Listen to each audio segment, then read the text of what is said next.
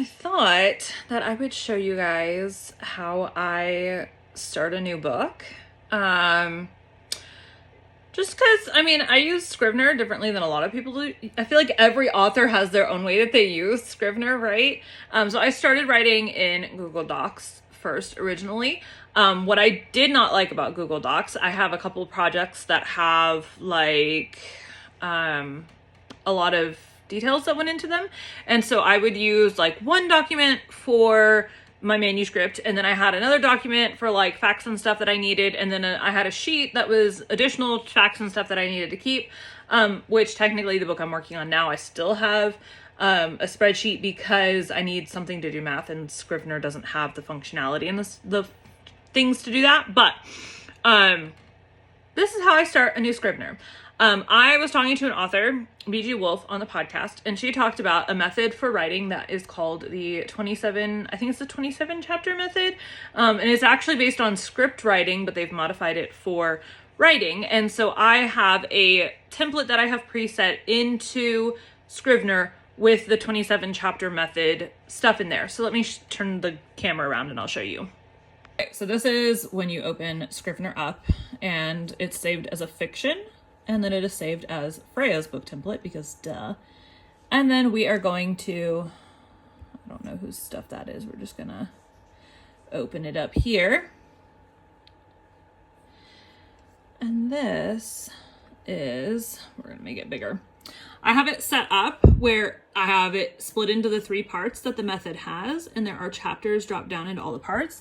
And you can see here, there is the intro, the inciting incident, and these are the descriptions from the 27 chapter method, the website that I had found with the information on there. And so as I'm working through a project, I will add, there's not a scene here, but I will, let's see, Command New. I will add the scenes, and I will continue to write my chapters like that. And you can add the character information, which is, I have it split into 3 folders: so side characters, family members of the main characters, and then main characters. I think there's a blank one in each thing. Any places that I use, I add that. Any notes that I have. So I will show you the project I'm currently working on, which is this one, how it is split up. So I'm in part 3 writing, and I have not named, I'm going to take all these names away. So it's just chapter 1, 2, whatever. But you drop it down and you can see Natalie and Jason are our main characters. And then we have all the scenes broken out like this. So when I go to actually export it, it will have all this split up with these little star things in between, so that when I'm formatting it in Scrivener, or not Scrivener, when I'm formatting it in Vellum, it will automatically have it broken into chapters. This particular one switches POVs. That's why it's got Natalie, Jason. So at the beginning, it'll have their name in a subheading. But that is how I do it. I like doing it this way. And I keep, on this one, I have it split open so that screened, so that I can have on one screen my manuscript, and then on the other screen, I have my little, I can see my different chapters and how the method has broken them down. And so I can kind of see oh, okay, this is what we need to kind of have happen in this chapter. Now, do I deviate from the plan sometimes? Yes, I do. But when I open a new thing, this is here waiting for me to give me an idea of the pacing and stuff from my book. Now this book, so far, part 1 is, you can see down here, 23,057 words. Part 2 is 24,248 words.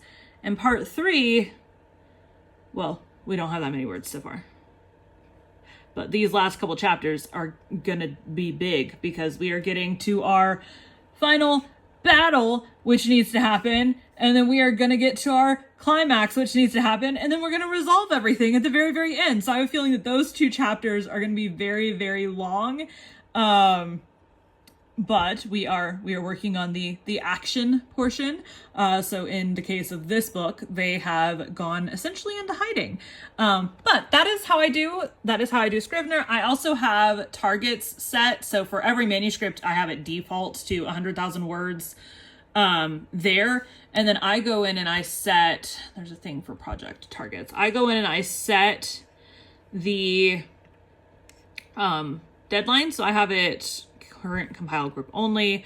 I have a deadline set, and then it resets on the next day opened, and then I set the days. Now I'm going to change this the next book where I'm only writing Monday through Friday.